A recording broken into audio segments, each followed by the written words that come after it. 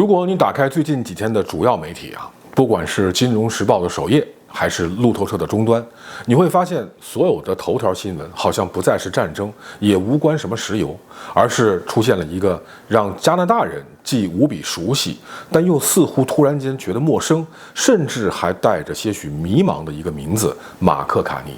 对，就是加拿大的现任总理。因为他刚刚在瑞士举行的达沃斯世界经济论坛上，在全世界那些最有权势的精英面前，发表了一番振聋发聩的演讲，让很多人大跌眼镜，始料未及。他在演讲当中呢，就直接宣称说，自二战以来，基于规则的国际秩序已经结束了，现在全球一体化的融合已经成为了某种霸权力量的武器。那么强者可以借此为所欲为，而弱者却只能承受各种苦难，等等等等。我必须得承认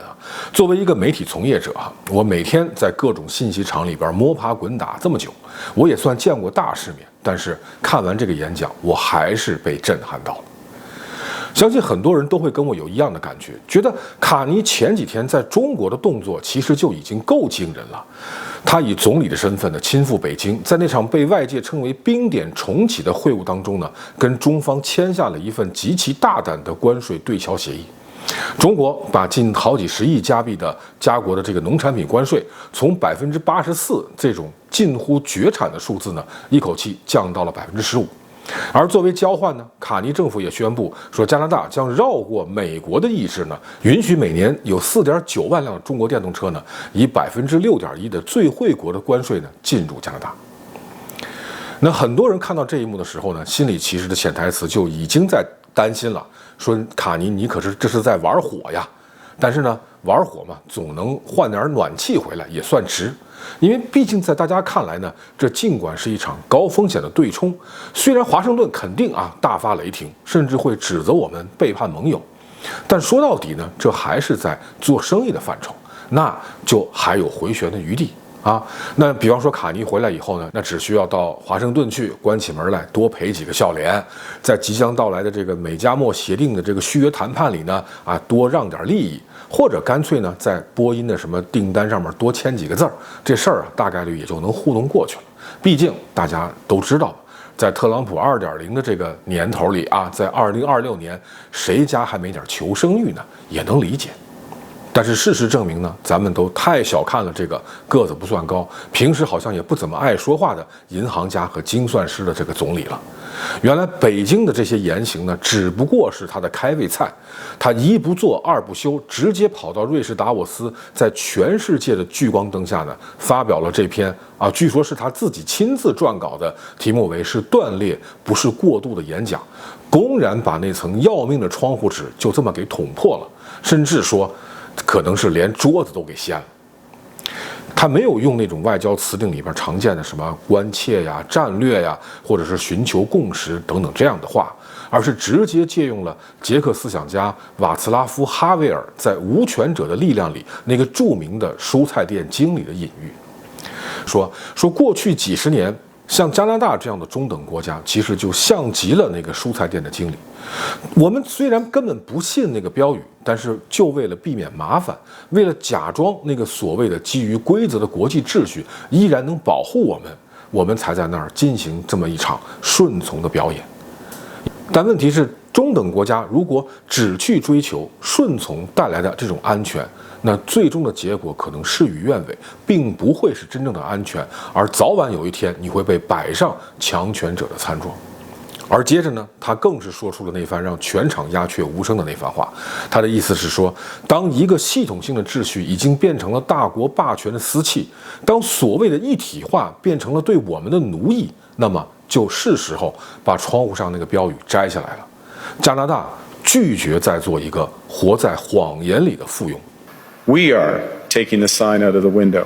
We know the old order is not coming back. We shouldn't mourn it. Nostalgia is not a strategy. The powerful have their power. But we have something too. The capacity to stop pretending, to name reality, to build our strength at home, and to act together. That is Canada's path. We choose it openly and confidently, and it is a path wide open to any country willing to take it with us. 卡尼的话音一落呢，达沃斯论坛全场起立鼓掌，据说掌声持续了好几分钟。您得知道，坐在台下的可不是咱们这些普通观众，而是全球化最核心的那些既得利益者。这里边有跨国公司的 CEO， 有主权基金的掌舵人，还有那些习惯了在华盛顿脸色下这些年唯唯诺诺过日子的中等国家的首脑们。那这些掌声的性质呢，可能也挺复杂。它一半是给卡尼这种勇气的赞赏，另一半呢，我觉得可能也是他们在憋屈了太久之后一种酣畅淋漓的自我宣泄。你看，芬兰总统在事后在社交媒体上就说，这是达沃斯有史以来最好的演讲。是，他说的没错，这番演讲的确很精彩，但是祸也算是结结实实的闯下。我相信这也是很多人听完之后的共同感受，甚至连一向自诩客观的经济学人呢，也在其深度评述当中暗示说，加拿大正在从过去的北美防空的基石呢，转变为了一个麻烦制造者，甚至是秩序的纵火犯。更有一个评论呢，是一针见血，说卡尼干了那件成年人世界里边最忌讳的事儿，他成了安徒生童话里边那个指着皇帝说他没穿衣服的那个孩子。为什么大家会觉得只有孩子才能干这种事儿呢？因为在咱们的潜意识里，成年人呢实际上是社会契约的囚徒，尤其是像这样成年的政客，他背后有选票，有游说集团，有复杂的各种关系。他每说一句话，脑子里都得要跑一遍利益费效比，所以他不能乱说，不能乱动，因为他身上牵着无数根利益的钢丝。那么国际政治的舞台，那就更是一个充满了利益权衡的成年人的酒局。每个人其实都能看到那尊名为秩序的巨神早就已经腐烂，每个人也都能看到美国正在用关税和制裁把盟友甚至当成了耗材。但是成年人的逻辑是什么？是看破不能说破，因为首要的是生存，哪怕这个生存是你要用越来越多的苟且去交换。所以大家也就都不约而同地假装那件衣服还在啊，甚至会在特朗普的推特下点完赞以后呢，再到背后悄悄自己抹眼泪。但直到卡尼跳出来，用这种孩童式的鲁莽呢，把这件已经薄如蝉翼的谎言彻底撕了个粉碎。卡尼确实出尽了风头啊！那一瞬间，他似乎浑身已经散发出一种南方领袖的光芒，甚至有了世界英雄的一种既视感。但是要我说，英雄主义往往要建立在别人的痛苦和牺牲之上。那就在卡尼在达沃斯享受全球欢呼的时候呢，加拿大很多国内的成年人，我觉得心里可能却濒临崩溃。咱们就不用说达沃斯，就光是北京的那些电动车的协议，就足够让安省的省长道格福特脸色铁青了。他在最近的电视讲话里边就忽略说，安大略人要抵制中国电动车，甚至不惜用了间谍车这种极具煽动性的词汇。为什么呢？因为他害怕了。他的身后是安省数十万要依赖美加汽车产业链生存吃饭的家庭。对于福特来说，卡尼是不是哪吒咱们暂且不论，但他绝对是一个拿着所有人的身家性命去赌气的不懂事的孩子。难过的可能还有保守党的领袖伯利治啊，虽然他一向以唇枪舌剑著称，但估计这次他可能也一度语塞了。他的智囊团估计跟他一起在蒙圈，说这没见过呀，在爱国主义和生存焦虑这么剧烈碰撞的这个时候，我到底该站在哪一边呢？所以现在的实际情况就是，全世界在为卡尼鼓掌，但是多半个加拿大估计都在站立。我的后背呢，也是一阵阵的发凉。我想问卡尼，你真的考虑过这么干的后果吗？果不其然，特朗普在第二天的达沃斯论坛上就已经公开回应了。他说，加拿大是全靠着美国才能活下去的。马克，你下次说话前记得要带上脑子。您可别以为他就这么随便骂两句就算完了，他绝不会这么善罢甘休的。因为卡尼这1个多礼拜实在是太出格了。如果说卡尼在北京的所作所为还能被勉强看作是在钱袋子上的小打小闹，那么在达沃斯的这一嗓子，那性质就彻底不一样。你这不是在谈生意，你这是要闹革命啊！但是加拿大面对的可不是一个可以讨价还价的绅士，而是一个正处于极端焦虑，甚至已经觊觎加拿大很久的超级强权。其实美国高层呢，对于加州贸易复燃的这个愤怒就已经到了临界点了。如果卡尼回来以后低头认个错啊，在房屋费上再交上一笔巨款，那或许这艘小船呢还能在暴风雨里苟活下去。但谁知道他不仅不知悔改，还在达沃斯当众把美国人的遮羞布给扯了个粉碎，还顺道羞辱了对方最核心的权威。那这一下，原本那条也许能退回去求饶的后路呢，也被卡尼亲手给炸断了。是，卡尼没准能名垂青史，但是加拿大呢，却被他实打实的推到了悬崖边上。2026年对于这个国家来说，不再是一个简单的经济起伏的问题，而极有可能是我们作为一个联邦整体生死存亡的紧要关头。那要理解加拿大现在面临的处境啊，咱们其实不用去看那些什么分析文章啊、外交文件，只需要看一张图就能明白。就在卡尼登上达沃斯讲台的几乎同时啊，特朗普在他的社交媒体上呢发布了一张其实也是足以载入史册的一个 AI 做的图。画面里边呢，特朗普坐在白宫椭圆形办公室里，面前是一群俯首帖耳的欧洲领导人，而旁边的架子上面画着一张地图，星条旗不再仅仅覆盖美国本土，而是像洪水一样漫过了整个格陵兰岛，并且呢直接覆盖了加拿大全部的版图。这张图不是一个简单的恶作剧，它是华盛顿决策圈在2026年释放出的最清晰也是最冷酷的信号。在他们的眼里，加拿大其实不再是一个享有主权的盟友，而是一个可能因为不够顺从而随时可以被物理收割的资产。那如果说卡尼在北京的贸易动作是对美国经济权威的利益挑战，那么在达沃斯公开宣称秩序已死，并且拒绝做附庸，就纯粹是对特朗普人格和霸权底线的公开羞辱。但是我们也知道，在这种强权的政治丛林里，利益还可以交换，但是羞辱就只能用毁灭来偿还。那美国人手里现在就至少有3把利刃，而每一把都能让加拿大生不如死。那第一把刀呢，就是在经济上彻底断奶。2026年7月，就是美加墨协定6年的审查关口啊。那么特朗普根本不需要宣布退出，他只需要拒绝签署那份确认继续执行的声明。那加拿大所有对美出口就可能会面对全面的美国关税壁垒。那这意味着什么呢？正如安省省长福特所言，卡尼在砸了所有人的饭碗。一旦这个供应链断裂，安省的工厂只要停工1礼拜，加拿大的 GDP 就会像断了线的风筝一样往下掉。那咱们用数字来说话 ，TD 银行的经济学家呢就测算过，如果这种情况发生，半年之内，那就到2026年年底之前，加拿大的 GDP 就会萎缩1.1%到4.2%。那这个数字啥概念呢？我们得知道，2008年的全球金融危机，加拿大的 GDP 也就下跌了2.9%。那换句话说，卡尼的这一番演讲有可能会让加拿大再经历一次金融海啸。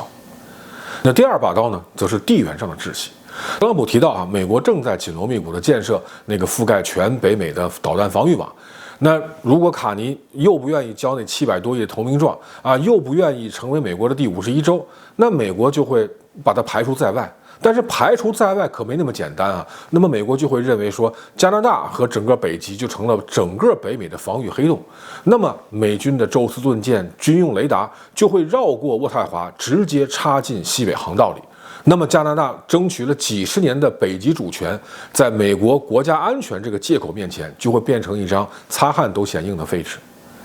那么还有第3把刀，其实要我说呢，也是最阴毒的一把，就是在内政上彻底肢解加拿大。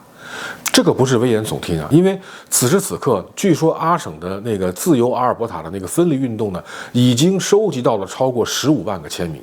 距离触发全省公投的17.8万个签名呢，就一步之遥了。如果华盛顿这个时候给予阿省某种私下的承诺比方说你要独立，我马上承认，而且你的石油可以进入美国免税，那你觉得这个加拿大这个联邦还能存在多久呢？那没有了阿省的能源输血和转移支付，渥太华那些宏大的政治理想那些需要解决的各种问题，拿什么去实现？那么还有最让人感到绝望的是什么？是面对这3把刀，我几乎看不出加拿大有什么像样的反击能力。咱就别说加拿大连条像样的驱逐舰都没有啊，仅仅是阿省独立这一项，如果成真，那加拿大联邦就直接面临解体的风险。所以本来就步履蹒跚的加拿大呢，现在已经被卡尼推上了一根横跨深渊的钢丝之上，掉下去就是万劫不复。现在大家就应该能理解安省省长福特面对镜头时候的那种愤怒和不解吧？卡尼，你没跟我们商量啊！但是就在这一片质疑、抱怨和忧虑之中呢，咱们是不是也得思考一个问题？卡尼难道他真的疯了吗？这个全世界最顶级的银行家和精算师，他难道算不出这笔必输无疑的账吗？他可是全球公认最顶尖的危机管理者之一啊！这个人在2008年的金融危机里保住了加拿大的金融系统，在脱欧的震荡里边呢，也稳住了英国的货币。他绝不可能算不出连我都能算出来的这些风险呀！那我们就不禁要问了：说卡尼手里边究竟有什么牌能给他如此离经叛道的底气呢？是中国吗？那肯定不够啊。那是欧洲吗？更不可能。这话连欧洲自己都不信。其实要我说呢，可能谜底啊就在谜面上。问题和答案也许是相同的2个字，就是绝境。因为卡尼实际上现在面对的是一个内外交困的绝境，外部的威胁就不用说了，而内部的问题呢，甚至比外部更棘手，也更迫切。刚才咱们已经讲过了，一旦阿省的独立成真呢，加拿大这个联邦就处在物理意义上的瓦解边缘。而现在呢，这根引信呢，已经烧到了快最末端了。那么在内部贸易上，其实问题更加的庞大，也更深远。加拿大各省之间的这种贸易壁垒呢，每年竟然要耗掉高达2000亿加币的财富。虽然卡尼政府推动的有关法案在今年已经生效了，但是各省呢依然在局部利益上还是打的小算盘，特别是在食品啊、酒类这些敏感区域，省际藩篱依然是像铁桶一样坚固。所以我觉得卡尼一定深知啊，传统的这种温和沟通和方法呢，其实已经失效了，也几乎解不开加拿大内部的这些死局。那加拿大的经济呢，就难以形成合力。所以呢，他干脆就只能来个以毒攻毒。那么在这次出行当中，就玩了一手极其高明的政治对冲。那么他在北京签下的那些订单呢，其实是在做西部的安抚工作。他用放弃了一部分东部汽车产业链的利益作为代价，换取了中国对几十亿加币农产品关税的巨额削减，这就可以有效地分化了有可能在独立这个问题上引发连锁反应的西部省份，拖住他们的腿呢，也堵住他们的嘴。那么紧接着，他就在达沃斯呢，赶紧举起了道义和主权的大旗，用一种近乎英雄主义的叙事呢，试图强行唤醒所有加拿大人的那个凝聚力。大家发现了没有？卡尼也许就是在利用外部的生存压力呢，倒逼内部的墙壁倒塌。他要打破各种局部的利益小格局，就必须把这个冲突和这个事情呢，拉升到民族尊严的高度。他在达沃斯演讲的效果，其实远胜于在国内和那些省长们进行1000次软磨硬泡的各种谈话。而更绝的是，卡尼这一嗓子几乎把保守党领袖伯利治所有的反对空间都给物理封杀了。那过去呢，伯利治最擅长攻击卡尼，就是他是只会剪银行家发型的政治骗子。但是现在呢，卡尼把自己架在了捍卫加拿大主权的神坛之上，他在全世界面前表现得越像个英雄，那么伯利治在国内就越是无处下嘴。如果伯利治这时候跳出来批评卡尼，那么他就会立刻陷入到可能你不爱国、软弱，甚至是特朗普代理人的这样的一个政治上的绝境。果然，卡尼这一招是管用的。伯利治在1月22号也不得不表态，称赞卡尼的演讲，并且呢宣称保守党已经准备好与政府合作，共同应对美国的关税威胁。你看，卡尼利用这场国际表演呢，为自己的执政赢得了最大的空间，扫平了所有不必要的内部噪音。当然，安内最终是为了攘外。那么对外呢，卡尼的逻辑，我想可能也是一种颇为悲壮的拒止策略。很多人都能看透啊，在特朗普2.0时代的2026年，温和和顺从呢，已经换不来任何的生存空间了。与其在慢慢勒紧的绞索下去窒息，那不如把所有的人大声呼喊，把他们叫醒，大家一起努力，也许能够砸碎这间铁屋子。所以卡尼不是不知道2026年美加墨协定这个审查和续约的利害关系，但是特朗普近期的表态和20号在社交媒体上的那张地图，其实就已经再次说明，加拿大即使得到了那些求饶式的短期利益，也终究逃不过被拿捏然后被吞并的最终后果。但是在这个时候，如果出人意料的主动放弃呢，能换来什么？也许有可能是众目睽睽之下的安全。因为我们得知道，加拿大不是委内瑞拉，它是G7国家。特朗普再怎么没谱，他也绝不敢在全世界的注视之下，对一个刚刚赢得全球南方国家满堂彩的G7总理公然动手。卡尼也深知，也许现阶段并没有哪个国家敢公然站出来跟加拿大并肩作战，但是他只要能够把全球的目光都引向这片土地上，那这种国际透明度也许就是现在能用的最好的拒止策略。是，这是一种颇为无奈的，但也许是一种费效比最高的另一种威慑。当然，这种策略不可能长时间奏效。卡尼他也是在赌加拿大能利用这段国际关注期来做多一点内部的准备，他也在赌美国内部的博弈也许会带来变数，他也在赌另一个超级大国也许会出手制衡，他也在赌全球的中坚力量能够早一点崛起。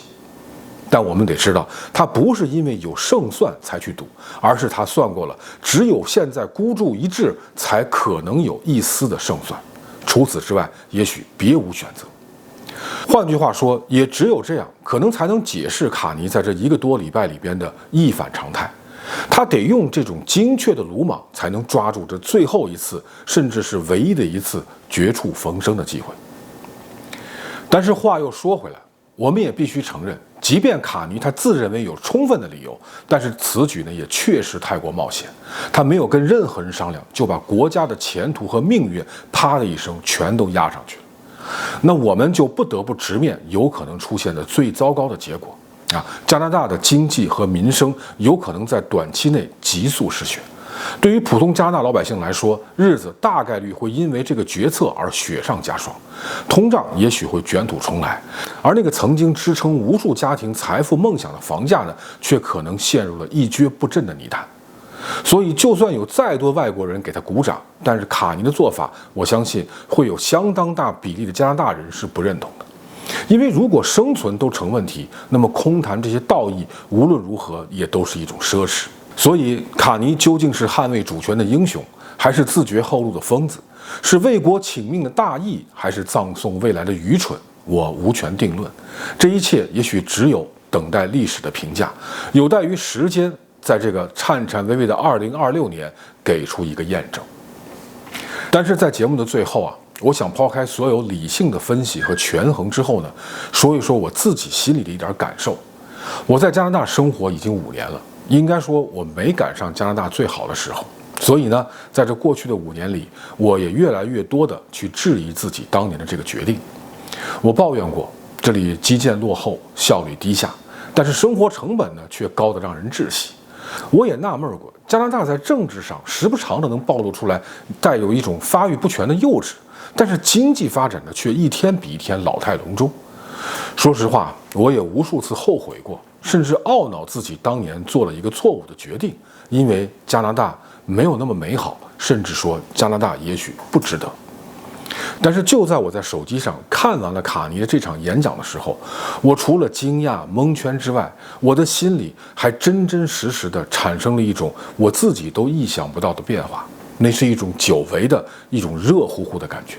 是没错，南边的邻居甚至已经画好了吞并我们以后的地图。加拿大确实可能没有万全的胜算，甚至可能会粉身碎骨。但是那又怎么样？无论卡尼的冒险是意气用事，还是一剑封喉，他都能让我切切实实地感觉到，加拿大人这种看似笨拙，甚至有点一根筋的脑子里，始终跳动着一种高贵的东西。这种东西是一股从未熄灭的浑厚而坚韧的生命力，是关于责任，是关于在满目疮痍中呢依然敢于构筑理想的孤勇。如果一个国家连说出真相，连捍卫主权的胆量都没有，那他所谓的那些平安的日子，也终究不过是羔羊们在被屠宰之前的幻觉。是，这几年全球化在退潮，割裂、战争、衰退、争端此起彼伏，大家也都习惯了在阴影里各自算计，甚至要为了碎银几两而不得不向强权俯首。整个世界到处都布满了裂缝，但是就是卡尼在达沃斯的这个身影，却让我看到了从那些裂缝里边最先迸发出来的光芒是加拿大。所以5年来，我第一次为我生活在这个国家，是这个国家的一份子而由衷地感到自豪和骄傲。好，感谢收看本期节目，咱们下期接着聊。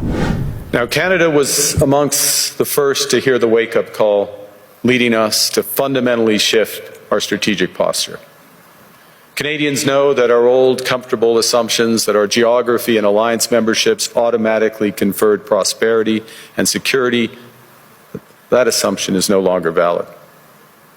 And our new approach rests on what Alexander Stubb, the President of Finland, has termed value-based realism. Or to put another way, we aim to be both principled and pragmatic. So we're engaging broadly, strategically, with open eyes. We actively take on the world as it is, not wait around for a world we wish to be. Nostalgia is not a strategy. But we believe that from the fracture, we can build something bigger, better, stronger, more just. This is the task of the middle powers. The countries that have the most to lose from a world of fortresses and most to gain from genuine cooperation.